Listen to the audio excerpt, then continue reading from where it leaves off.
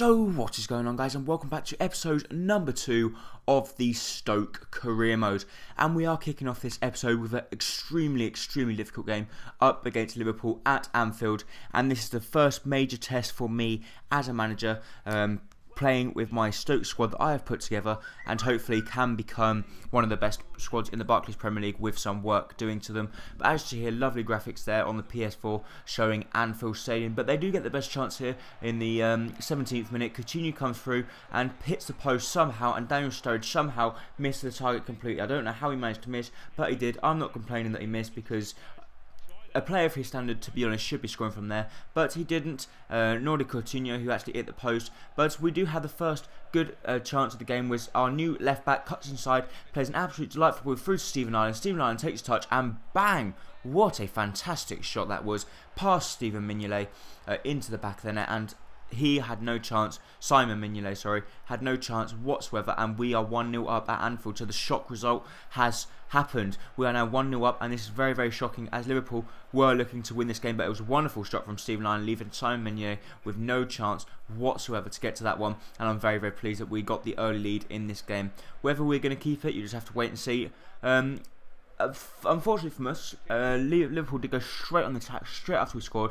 Lucas Leiva picks up the ball, plays it to Coutinho. Coutinho then plays a very good ball through to Daniel Sturridge. Daniel Sturridge goes past Nzonzi, or plays the ball to Lucas Leiva, who goes past Nzonzi, plays the ball back to Lucas Leiva, comes to Henderson, comes back to Daniel Sturridge. He leaves Slaw across left for dead and slots it past Asmir Begovic into the back of net. So we didn't keep the lead for very long, not long whatsoever, and we were now back on level terms. As you see that, Daniel Sturridge with his famous celebration, and Luis Suarez as well, right up his backside, copying his celebration. But actually that was a pretty easy shot for Sturridge, and Asmir Begovic was left with no chance, as Ryan Shawcross thought he was going to take the first time early shot. That's why he dived in, but unfortunately didn't.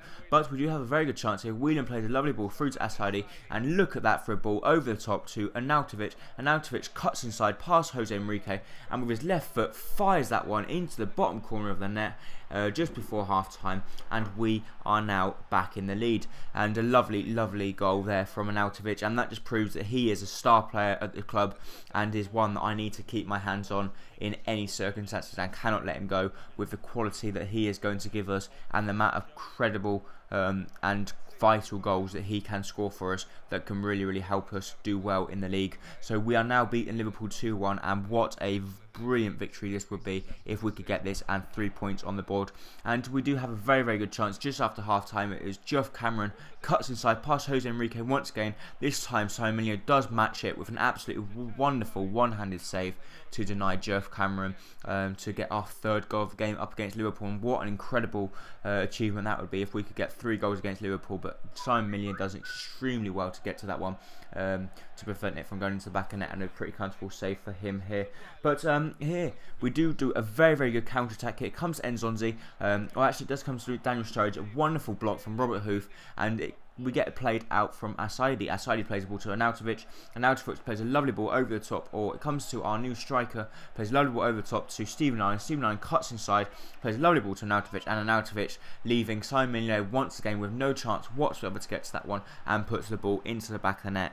So we have now got 3 goals in this game, and what an amazing achievement it could be if we could keep on to this lead. As you see there, Johnson isn't very happy that Liverpool could not prevent that. It was pretty poor from Jose Enrique, to be honest, to let me run straight past him. Daniel Agger's just trotting back.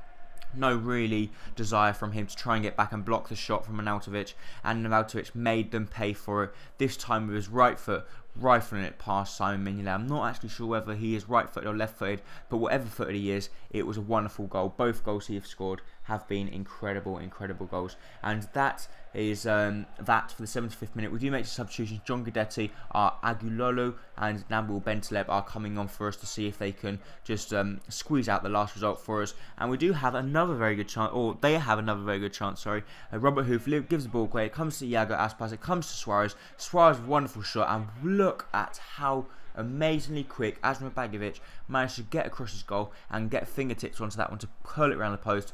They do then get the corner. Not many people actually come up for them. Only 2 people in the box, Daniel Agger and Steven Gerrard. It was a good ball in the box from Daniel Agger, but unfortunately they couldn't capitalise, and we then managed to get the ball clear after a little bit of offside trap. Actually, that Daniel Agger does get caught offside, and we get the pressure relieved with the assistant referee blowing up for a free kick for us as it was offside.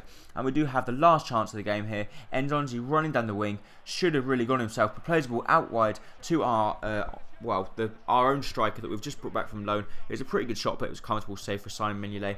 The last corner of the game does fall to us. It's a pretty powerful shot, but unfortunately I think from there he would have had to go across the goalkeeper if we had any chance of beating him, and that was how the game finished. So incredibly, we managed to beat Liverpool 3-1 at Anfield. So what an incredible result that was, and amazing 3 points on the league for us on the league table, and no one was expecting that result, and it would have been a shock result for Liverpool as well.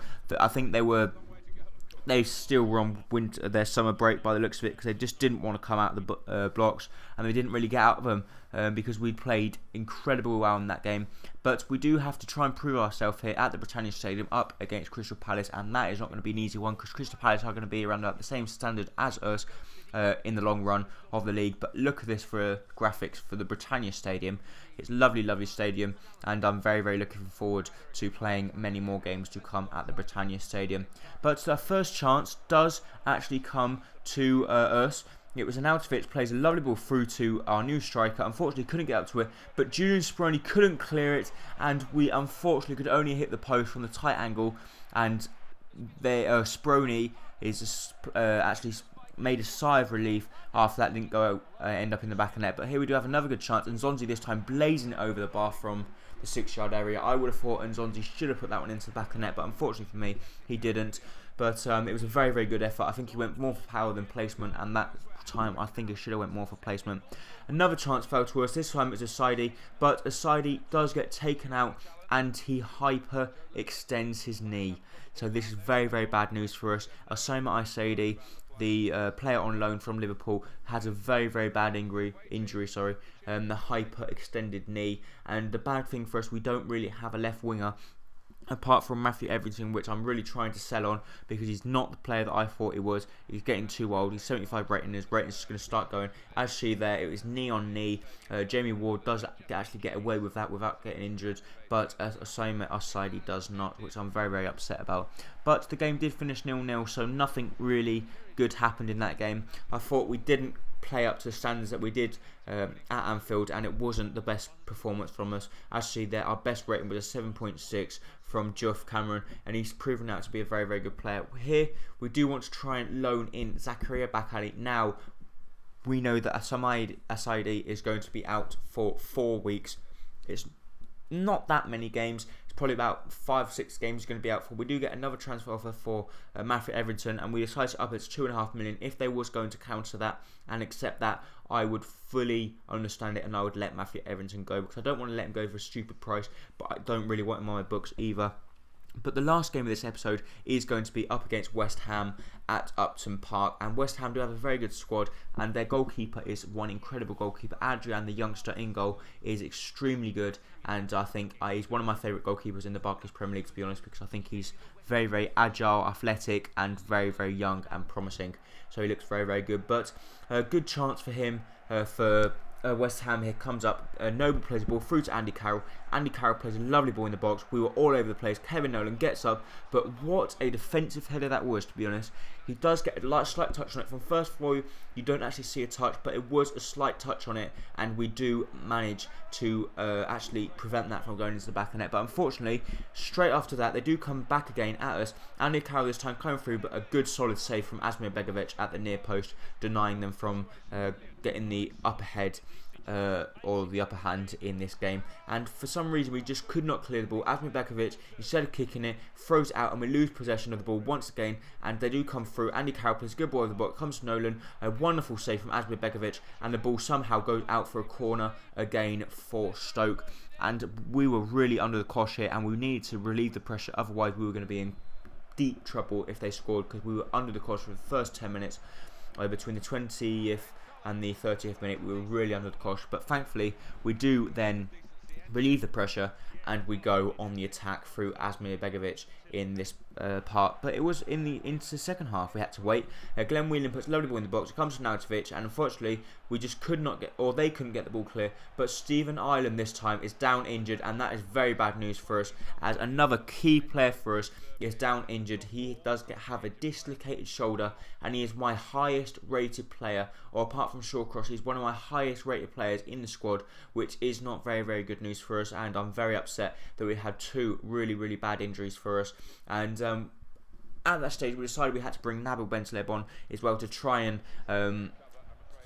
balance out the midfield, because we were losing out in midfield, and actually there was a poor landing from Stephen Ireland, which does actually really fuck up his shoulder, to be honest. But here Arnautovic runs through. Unfortunately he couldn't get through, but Nzonzi does extremely well to deep possess the ball here. We play the ball through, it comes to Arnautovic, and Arnautovic plays it through to Batshuayi, and he finds the back of the net. That is our first goal for our striker, and he's a new striker for us, and what a fantastic goal it was, and what a crucial, important goal that could turn out to be. Actually, it was a lovely ball through there from Arnautovic, puts him through, and look at the shot power on that. Adrian was left with no chance whatsoever to get anywhere near that, and he rifles that one into the back of the net, nearly breaking the net in the process. Actually, there, lovely replays, showing that Adrian doesn't even get nowhere near it because of the power behind it. And we do get another very good chance here. Batshuayi comes through once again. He has a very good chance, has a good shot, but it was a good save from the goalkeeper. They do then manage to keep the ball in play, but they give the ball straight back to us. A Shawcross wins ahead. It comes to Guidetti. Guidetti finds Arnautovic. Batshuayi plays the ball back to Arnautovic. Arnautovic has a shot. It comes to Nabil Bentaleb. A good block, but Nabil Bentaleb gets another goal for us, and Nabil Bentaleb gets his first goal for Stoke City, and another crucial goal. So our two new players have scored two very good goals in this game. Nabil Bentaleb does very well to keep his composure after missing the first one and slot it into the back of the net, with Adrian nowhere to be seen after he made a very good save there. It was a good block, but there he found the gap in the defenders and managed to squeeze it through and get the goal that we needed. But Adrian Begovic, very disappointed pass out, and they made him pay for that stupid mistake from Adrian Begovic. It was actually me, it's not Adrian Begovic to blame.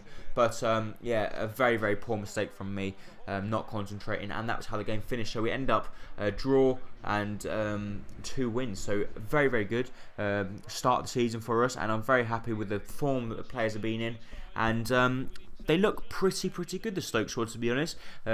From first view, I think they look pretty good, and this is the transfer window going to be starting, or ending I should say, and that is the end of this video. So please do not forget to like, comment and subscribe, and I really hope you enjoyed it, and hope to see you next time. Bye bye.